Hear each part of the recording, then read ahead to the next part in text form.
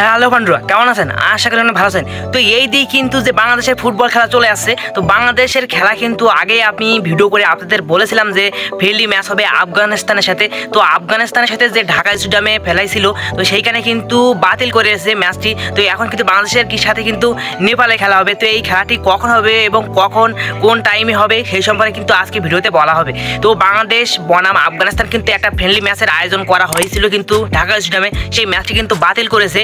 মানে AFC Asian কাপের যে ম্যাচটি আছে 18 তারিখে ভারতের সাথে যে ম্যাচটি আছে, সেই ম্যাচটি কিন্তু খেলবে। তার আগে কিন্তু 13 তারিখে একটা ফ্রেন্ডলি ম্যাচের আয়োজন করেছিল, সেই ম্যাচটি বাতিল করে কিন্তু নেপালের সাথে ফেলেছে। তো বাংলাদেশ বনাম নেপাল এই যে খেলাটি হবে কিন্তু 13 নভেম্বর একই টাইমে একই ভেন্যুতে রাত 8টার সময়। কিন্তু এখনও কিন্তু তারা ভেন্যু জানায়নি, কিন্তু খুব সম্ভবত বাংলাদেশের স্টেডিয়ামে হবে। এই খেলাটি কিন্তু ঢাকা স্টেডিয়ামে হবে।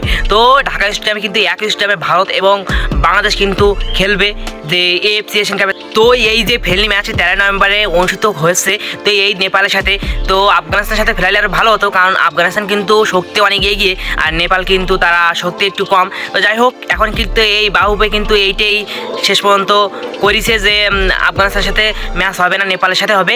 তো বাংলাদেশের জন্য শুভকামনা রইল, তারা যেন ভালো কিছু করতে পারে। আর নেপালের সাথে যে ম্যাচটি হবে, এখানে কিন্তু আমাদের হামদা চৌধুরী এবং সমিত সোম ফাহিমিদুল তারা যেন দেশে আসতে পারে, এই আশা এখন খুব সম্ভবত আমি বলতে পারবো না যে তারা দেশে আসবে কিনা। কিন্তু ভারতের সাথে যে ম্যাচটি হবে এএফসি এশিয়ান কাপে, সেই ম্যাচে কিন্তু 100% আসবে, সেটি কিন্তু নিশ্চয়তা দিতে পারি। কিন্তু এই যে নেপালের সাথে ম্যাচটি যেটি হবে, এটি কিন্তু অনিশ্চিত। তো যাই হোক, আজ এই পর্যন্ত। ভিডিওতে একটি লাইক এবং চ্যানেলটি সাবস্ক্রাইব করে আমার সাথে থেকে দেবেন। নেক্সট ভিডিওতে আবার দেখা হবে আপনাদের সাথে। তো আজ এই পর্যন্ত, ভালো থাকেন।